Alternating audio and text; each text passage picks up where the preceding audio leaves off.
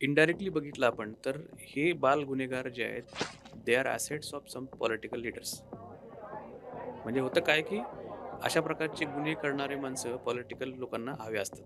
Teenage इतकं sensitive आणि roller coaster ride सारखं का असतं? म्हणजे हे पालकांसाठी पण आणि त्या टीनेजमधल्या मुलांसाठी पण. आपण जर असं बघितलं, की गुन्हेगारीकडे वळणारे मुलांचं जर आपण एक स्टॅटिस्टिकल डाटा बघितला, तर त्यातल्या बहुतांश मुलांमध्ये ब्रोकन फॅमिलीज असतात. मग काय करता आलं पाहिजे, तर काहीतरी डेअरिंग बाज केलं पाहिजे. काहीतरी हिरोइक केलं पाहिजे. काहीतरी खतरनाक केलं पाहिजे आणि मग ते ते करण्याच्या नादात मग त्यांचं ते बॅलन्स बिघडतो आणि मग हे अशा प्रकारचे काहीतरी कृत्य होत राहतात. ऑलरेडी क्राईमकडे वळण आहे किंवा त्याच्याकडनं चूक झाली असं आपण गृहीत धरूया.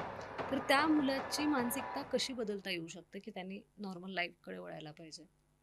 पालकांनी आपल्या मुलांसोबत कम्युनिकेशन फ्री ठेवलं पाहिजे. जेव्हा तर सेक्शुअल आयडेंटिटी क्रायसिसमध्ये पॅरेंट्सनी काय लक्ष द्यायला पाहिजे? सुरुवातीच्या काळामध्ये हे लोकं साधे पाकीटमारी, अडवून पैसे काढणे, मारामारी करणे असे सिंपल प्रकारचे करतात आणि हळू त्याचं रूपांतर मग सीरियस क्राईम्समध्ये व्हायला लागतं.